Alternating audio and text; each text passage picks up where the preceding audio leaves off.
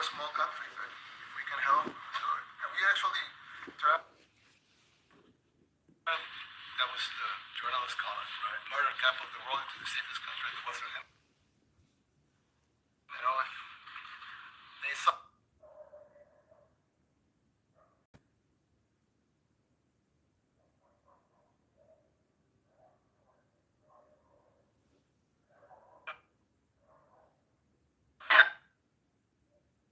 President, you have 350 million people to liberate. But to liberate 350 million people, you have to imprison some. You know, that's the way it works, right? You cannot just, free the criminals and think crime's gonna go down magically. You have to imprison them so you can liberate 350 million Americans that are asking for the end of crime and the end of terrorism. And it can be done. I mean, you're doing it already. And I'm sure that people have seen the change in the streets. A long way to go because you're just initiating your second term. But it's clear that, with the numbers at the border, even in Democrat-run cities, they get a help from the work you're doing. So I'm really happy to be here, honored, and eager to help. Well, we had a terrible thing happen. We had an administration that allowed people to come in freely into our country from not only South America, but from all over the world, many from the Congo and Africa, Asia, all over the world, Europe, rough parts of Europe. And they came from prisons, and they came from mental institutions, and they came from the gangs of Venezuela and other places. And hundreds of thousands and even millions of them came.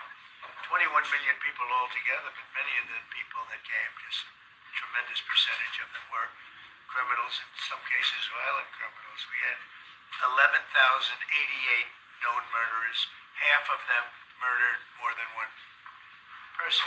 This was allowed by a man who, what he did to our country is just unbelievable. So we're straightening it out, we're getting him out.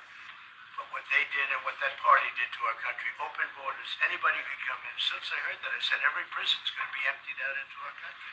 That's what happened. And we're straightening it out. And we just had numbers. We had the highest recruiting numbers in the history of our country going into police departments. And a year ago, we had the lowest numbers. You couldn't hire a biggest change. Nobody's From ever the lowest seen. to the highest. And the military now, Marines, the Army, Air Force, Coast Guard, every slot is, we have the best numbers we've ever had. We call it recruitment numbers.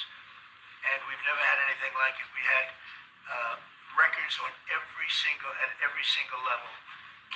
But very important, the policemen. The policemen are joining forces now that we really were having a hard time with policemen because we weren't protecting our police.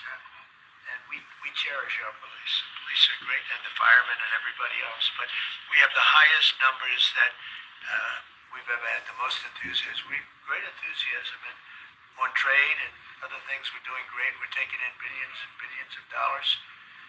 We made, 2 weeks ago, I gave them a little bit of a pause because, you have to show a little flexibility. We go back to what we have to do. The markets have been very strong once they got used to it. But we were losing $2 billion a day. There's no company big like this one. This is the biggest deal ever made. Now we're making $3 billion a day. We're a great country, but we had stupid people running this country, and I can say it. What they've done to us at the border should never and can never be forgotten. It's a sin, what they did, and you are helping us out, and we appreciate it. Actually, what you're doing with the border is remarkable. Yes, Trump was 95%. It's incredible. Okay. This morning, 99%, 99.1% to be exact. Why are those numbers not in the media? Well, they get out with the fake news, like CNN. CNN over here doesn't want to put them out because they don't like putting out good numbers. They only like putting out because I think they hate our country, actually. But it's a shame. You're right. Isn't that a great question? Why don't they put out numbers? Yeah, 99%. It's crazy, right? We're doing It's great. a crazy turnaround. Christy, could you maybe say a couple of words about the border, how we're doing? She's been absolutely phenomenal with a great leader can do. Clear direction. Our laws matter. We should only have people in our country that love us, and the Border Patrol and our ICE officers and law enforcement officers have done fantastic work. So we're proud of them. Now we just need to get the criminals and murderers and rapists and dangerous gang members and terrorist organizations out of our country. So, Mr. President Kelly, we thank you very much for your partnership. It has been wonderful for us to be able to have somewhere to send the worst of the worst and someone to partner with. And we'd like to continue that partnership because it's been a powerful message of consequences. Mr. President, you wanted people to know that there was consequences if you break our laws and harm our people and endanger families. And this is a clear consequence for the worst of the worst that we have somewhere to put them. Thank you very much. Yeah, we even had this gang member from Venezuela, one of the ones you sent, and we interviewed him just to get some information, etc. from them. And he said, oh, well, I got arrested 6 times, but they released me the 6 times, so I should be released again. And then he said, well, what's the last thing you do? And he said, well, I shot a cop in the leg, but I didn't kill him. I just shot him in the leg. And we're like, this guy was arrested 6 times here in the United States, 6 times. He was released 6 times. And in the last, no, he was released 5 times. And the last time he was sent to El Salvador, right? So he's not getting released. But the last time he shot a cop, actually, and he shot him in the leg. So these are, like you said, yeah, violence. I mean, yeah, there's something broken. The liberal establishment, but they're not running things anymore in this country. And we're run by, and I don't say conservative, I don't say anything. We're run by people with great common sense. Yeah, common sense. Because it's all common sense. It's not liberal conservative, it's common sense. Exactly. And, like, do you allow men to play in women's sports? Do you allow men to box your women and box? Because I know you have a lot of boxing. That's violence. That's abuse of a Violence woman. against women. It's abuse of a woman. But we have people that fight to the death because they think men should be able to play in women's sports. And some of those sports, it wouldn't matter much, but it still matters. But some of them are very dangerous for women. Some years ago,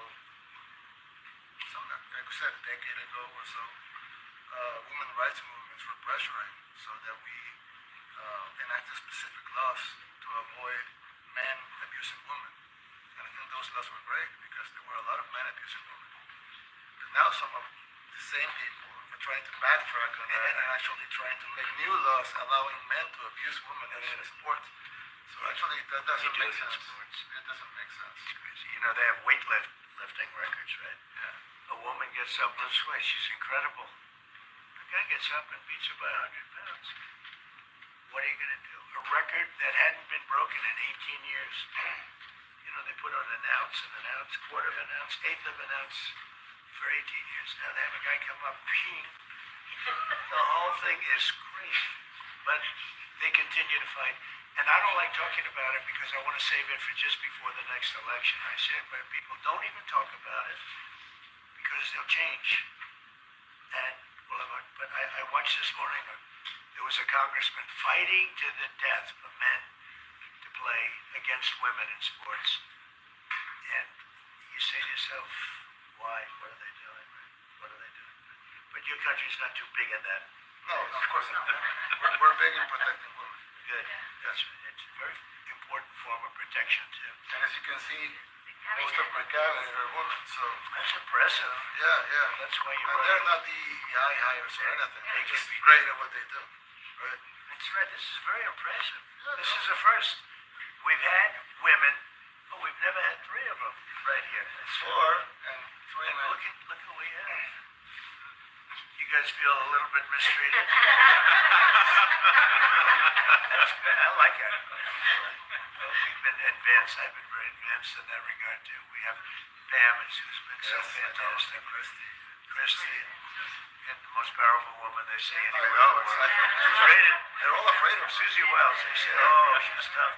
The most powerful woman in the world, according to magazines. What do I know? But I think she probably is. Yeah, she probably is. Congratulations. And Stephen has done such a great job. We have great people. Very famous stuff. But we love working with him. He really lets them have it. Right? Yeah, exactly. There's no games. No. He knows. Do you have any questions, please? Let's not start with CNN because they're just so wrong. Yeah, please. Yeah, thank you, Mr. President. You repeatedly mentioned last night that Russia's attack on Ukraine was a mistake. What is the exact mistake? Have you given Putin a deadline to actually move toward a ceasefire? The mistake was letting the war happen. If Biden were competent, and if Zelensky were competent, and I don't know that he is. We had a rough session with this guy over here. He just kept asking for more and more. That war should have never been allowed to happen. That war, I went 4 years and Putin wouldn't even bring it up. And as soon as the election was rigged and I wasn't here, that war started. There was no way that war should have been allowed to happen.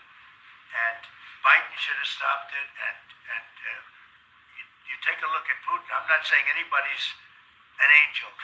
But I will tell you, I went 4 years and it wasn't even a question. He would never, and I told him, don't do it. You're not going to do it. And it was the apple of his eye, but there was no way that he would have done it. All you had to do is lower oil prices. If you lowered oil prices, Biden kept the prices so high because he made it impossible to get it. If you lowered oil prices, you wouldn't have had the war. But you wouldn't have had it with me anyway. That war would have never happened. And I think it's a great abuse. So now what do? You get a country where 25% of its land is gone, and the best locations, where millions of people are killed. You know, you haven't reported accurately the death. And this was Biden's war, and I'm trying to stop it. And I think we're going to do a good job. I hope we're going to do it. They lose 2,500 young people a week, think on average. Now they're Russians and they're Ukrainians, but it's 2,000. We don't care. It's like whatever it is. They're not from your country, they're not from mine, but I want to stop it. 2,500, it's a killing field. It's like the Civil War. You take a look. I look at the satellite pictures. This should not be happening in our time. Of course, our time can be pretty violent, as we know. But that's a war that should have never been allowed to start. And Biden could have stopped it, and Zelensky could have stopped it, and Putin should have never started it. Everybody's to blame.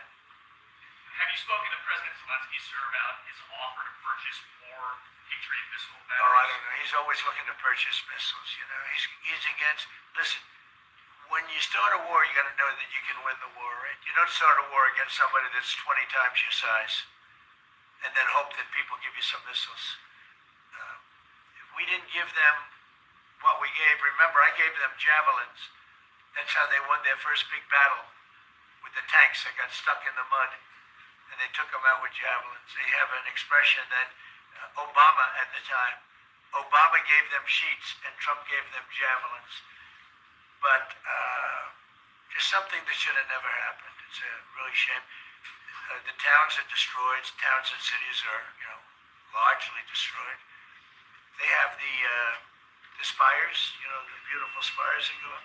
They say that we're the most beautiful in the world in Ukraine for whatever reason, but the most beautiful in the world, they're mostly laying on their side, shattered and broken. And most importantly, you have millions of people dead. Millions of people dead because of 3 people. I would say 3 people. Let's say Putin, number 1, but let's say Biden, who had no idea what the hell he was doing, number 2, and Zelensky. And all I can do is try and stop it. That's all I want to do. I want to stop the killing. And I think we're doing well in that regard. I think you'll have some very good proposals very soon. Last question, sir. Have you attributed a motive, sir? Have you attributed a motive for the FBI investigation behind the attack on Governor Josh Shapiro?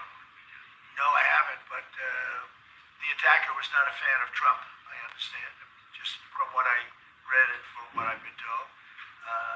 The attacker basically wasn't a fan of anybody. It's probably just a whack job. And certainly a thing like that cannot be allowed to happen.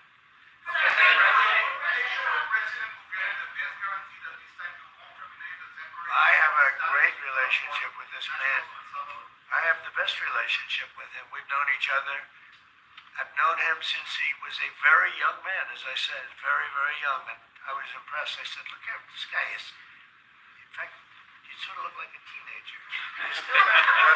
You look like a teenager. I said, what kind of a country is this? Now, he grew up well in the last 5 years. support him. I support him. Go ahead. Let's hear the question from this very low-rated anchor at CNN. Low-rated. Which one is that? Well, let me ask Pam. Would you answer that question? Sure, President. First and foremost, he was illegally in our country. He had been illegally in our country. And in 2019, two courts, an immigration court and an appellate immigration court, ruled that he was a member of MS-13 and he was illegally in our country. Right now, it was additional paperwork that needed to be done. That's up to El Salvador if they want to return him. That's not up to us. The Supreme Court ruled, President, that if, as El Salvador wants to return him, this is international matters, foreign affairs, if they wanted to return him, we would facilitate it, meaning provide a plane. So will you return him? And you are doing a great job. Thank you, ma'am. Stephen Miller, wait a minute. Could you just also respond to that question? Because, it's asked by CNN, and they always ask it with a slant, because they're totally slanted, because they don't know what's happening. That's why nobody's watching them. But would you answer that question also, please? Yes. So, as Pam mentioned, there's an illegal alien from El Salvador. So, with respect to you, he's a citizen of El Salvador. So, it's very arrogant even for American media to suggest that we would even tell El Salvador how to handle their own citizens as a starting point. As two immigration courts found that he was a member of MS-13. When President Trump declared MS-13 to be a foreign terrorist organization, that meant that he was no longer eligible under federal law, which I'm sure you know, you're very familiar with the INA, that he was no longer eligible for any form of immigration relief in the United States. So he had a deportation order that was valid, which meant that under our law, he's not even allowed to be present in the United States and had to be returned because of the foreign terrorist designation. This issue was then, by a district court judge, completely inverted, and a district court judge tried to tell the administration that they had to kidnap a citizen of El Salvador and fly him back here. That issue was raised at the Supreme Court, and the Supreme Court said the district court order was unlawful, and its main components were reversed 9-0 unanimously, stating clearly that neither Secretary of State nor the President could be compelled by anybody to forcibly retrieve a citizen of El Salvador from El Salvador, who again is a member of MS-13, which, as I'm sure you understand, rapes little girls, murders women, murders children, is engaged in the most barbaric activities in the world, and I can promise you, if he was your neighbor, you would move right away. So you don't plan But to the ask for Supreme him Court's to get asking him out? you, And what was the ruling in the Supreme Court, Steve? Was it 9-0? Yes, it was a 9-0 In our favor. in our favor against the district court, saying that no district court has the power to compel a foreign policy function in the United States. As Pam said, the ruling solely stated that if this individual, at El Salvador's sole discretion, was sent back to our country, that we could deport him a second time. No version of this legally ends up with him never living here because he is a citizen of El Salvador. That is the president of El Salvador. Your questions about him for the court can only be directed to him. I asked. Se lo esperaría, Presidente. Well, suppose you're not suggesting that I'll smuggle a terrorist into the United States, right? It's always here. How can I smuggle? How can I return him to the United States? Like, I smuggle him into the United States, or what do I do? Of course, I'm not going to do it. It's like, the question is preposterous. How can I smuggle a terrorist into the United States? I don't have the power to return him to the United States. Yeah, but I'm not releasing. I mean, we're not very fond of releasing terrorists into our country. We just turned the murder capital of the world to the safest country in the Western Hemisphere, and you want us to go back into releasing criminals so we can go back to being the murder capital of the world? And that's not going to happen. Well, they'd love to have a criminal, Yeah, released into I mean, there's a fascination. They would love it. Yeah. They're sick. These are sick people. Mark, do you have something to say about it? Yeah, I mean, Stephen, I don't understand what the confusion is. This individual is a citizen of El Salvador. He was illegally in the United States and was returned to his country. That's where you deport people, back to their country of origin. Except for Venezuela, that wasn't refusing to take people back in places like that. I can tell you this, Mr. President. No, the foreign policy of the United States is conducted by the President of the United States, not by a court. And no court in the United United States has a right to conduct the foreign policy of the United States. It's that simple. End of story. And that's what the Supreme Court held, by the way, to Martha's point. The Supreme Court said exactly what Martha said, that no court has the authority to compel the foreign policy function of the United States. We won a case 9-0, and people like CNN are portraying it as a loss, as usual, because they want foreign terrorists in the country who kidnap women and children. But President Trump, his policy is foreign terrorists that are here illegally get expelled from the country, which, by the way, is a 90-10 issue. Well, Mr. President, you said that if the Supreme Court said someone needed to be returned, you would advise them. You said that on your first lunch 2 days ago. How long do we have to answer this question from you? Why don't you just say, isn't it wonderful that we're keeping criminals out of our country? Why can't you just say that? Why do you go over and over, and that's why nobody watches you anymore? You know, you have no credibility. Please, go ahead. President Trump, how many illegal criminals are you planning on exporting to El Salvador? And President Kelly, how many are you willing to take from the U.S.? As many as possible. And I just asked the president, you know, it's this massive complex that he built, jail complex. I said, can you build some more of them, please? As many as we can get out of our country that were allowed in here by incompetent Joe Biden through open borders. Open borders. You probably hear open borders and you can't even understand it because nobody can understand it. Nobody smart or with common sense can understand it. So we have millions of people that should not be in this country that are dangerous. Not just people, because we have people, but we have millions of people that are murderers, drug dealers. They've been allowed to come into our country by other countries that were very smart. When they heard that this very low IQ president, and by the way, I took my cognitive exam as part of my physical exam, and I got the highest mark, and one of the doctors said, sir, I've never seen anybody get that was the highest mark. I hope you're happy with that. Although they haven't been bugging me too much to take a cognitive, but I did do my physical and it was released. I hope you're all happy with it. I notice there's no question, so probably you are.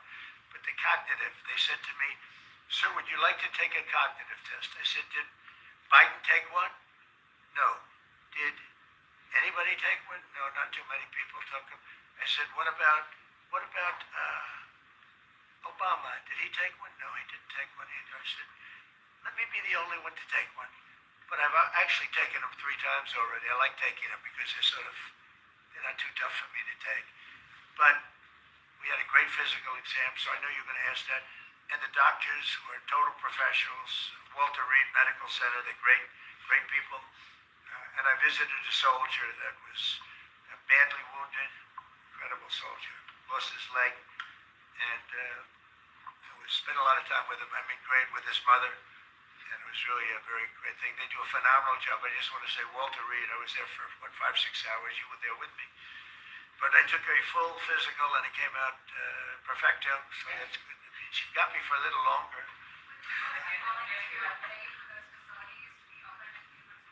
I'd do something. We'd help them out. Yeah, we help them out. They're great facilities, very strong facilities, and they don't play games. I'd like to go a step further. I mean, I said it to Pam. I don't know what the laws are. We always have to obey the laws, but we also have homegrown criminals that push people into subways, that hit elderly ladies on the back of the head with a baseball bat when they're not looking, that are absolute monsters. I'd like to include them in the group of people to get them out of the country, but you'll have to be looking at the laws on that, Steve, okay?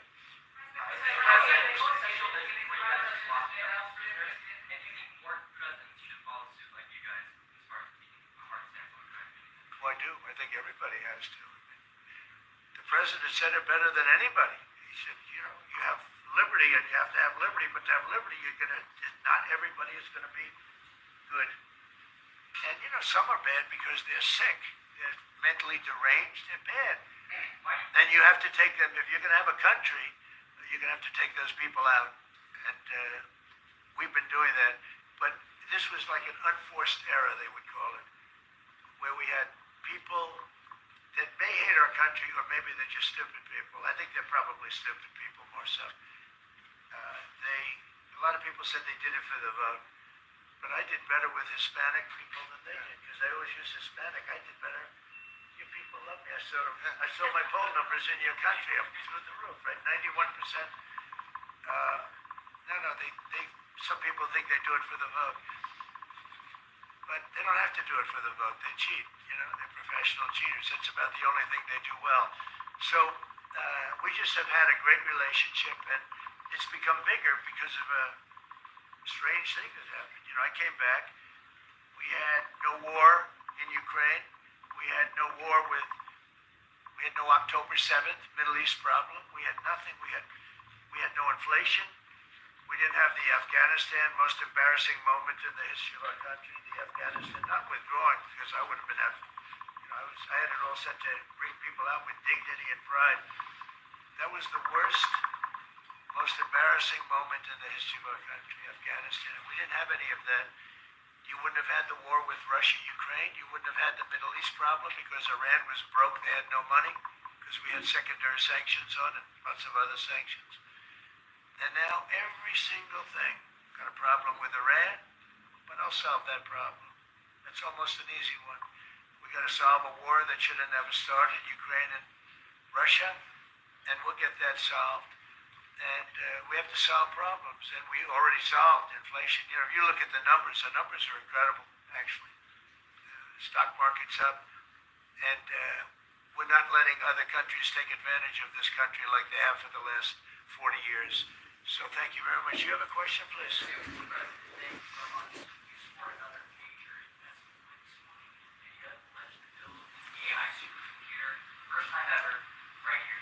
Thank you. Now that's a question I like. That's true.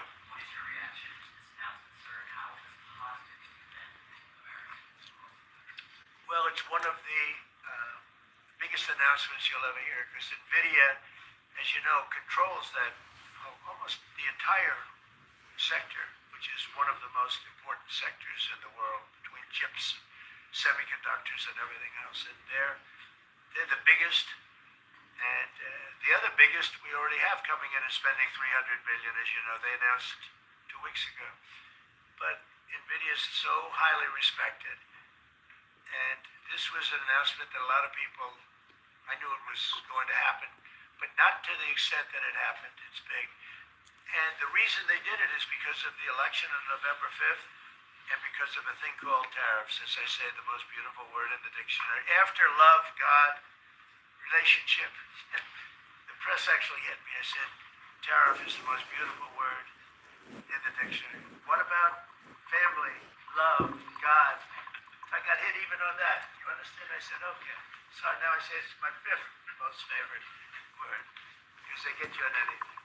But that NVIDIA, it's one of the great companies of the world, modern, super modern companies, controls segments that nobody, sort of controls the world in a sense, and they're coming in here in the biggest way with hundreds of billions of dollars. Not like millions of dollars, hundreds of billions of dollars, and I'm honored by it.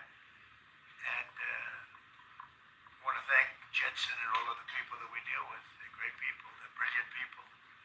And without tariffs, they wouldn't be doing it. Thank you very much. Yeah, please, go ahead. Additional sanctions against Russia after their latest attack, and do you have an update on the rate and when you might announce it? Well, I already have sanctions on Russia. I put them there. If you remember, Nord Stream 2, that's the big pipeline that goes through Europe. I stopped it. That's Russia's pipeline, the largest pipeline, I think, in the world. It goes to Germany. And I stopped it. And when Biden came in, he approved it. And then they say, oh, I'm friendly with Russia. No. Putin said, if you're my friend, I'd hate to see you when you're my enemy. I stopped the biggest economic job they ever had. I stopped it cold, right? It was dead. You know that, right? And Biden came in and he immediately approved it. What was that all about?